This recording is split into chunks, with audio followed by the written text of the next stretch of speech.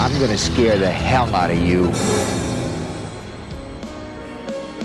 Ted Levine is a fine actor, but that Buffalo Bill voice is mighty distracting. Officer, the Mangler ate her. Oh, was she a great big fat person? Levine's abrasive, unconvincing specimen of a tortured soul isn't even the biggest problem with former horror wunderkind Tobe Hooper's ugly, grimy, sweat-drenched take on an effective little Stephen King fable. It's a classic good versus evil yarn which Hooper and his co-writers admirably borrow much from, including the titular machine's surprisingly agile abilities and a delightfully fucked-up twist involving antacids. Unfortunately, they've got to fill in the blanks, and what they came up with is a nonsensical, incoherent mess. Since Hooper's a horror legend, it's easy to forget that he loved black comedy, with Texas Chainsaw Massacre 2 being his most successful, if polarizing, amalgamation of humor and horror. The problem is that this approach doesn't gel with the aggressively gothic, dank, sweltering conditions he conjures up in the industrial laundry where much of the action takes place. It walks like a horror movie, but talks like a campy conspiratorial police procedure.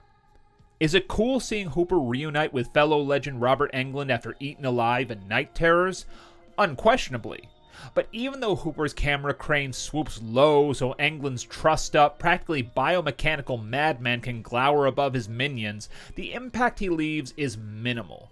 He's chewing the scenery like it's slathered in A1 sauce, and all of the other actors, especially Levine, turn in overblown, excessively hysterical performances. It's very likely this is what Hooper was going for, loony theatrics, but it's so shallow and ill-defined that we don't care about anyone, including an unseen kid who suffocates in a possessed icebox which Levine pulverizes with a sledgehammer in a typically over-the-top melee. And oh boy, could you really not find a genuine teen to play a 16-year-old? I thought they were joking when they claimed the clearly 24-year-old Vanessa Pike was 16. The writing is so poor that it's nigh impossible to figure out who or why anyone is. The only positives are the production design of the sweltering factory and the decent amount of gore. The Mangler itself is at least impressively realized, and the finale, wonky CG aside, at least attempts the big surprise King dreamed up all those years ago. Hooper would go on to direct a handful of features, which hypothetically played in some theaters.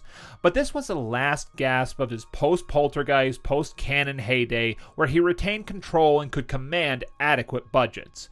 The approach and final result isn't shocking if you know Hooper's sensibilities beyond the early work, but it's too unpleasant and ill-conceived to be scary or campy fun. Happy Kingtober. Like and subscribe, and remember, there are other worlds than these.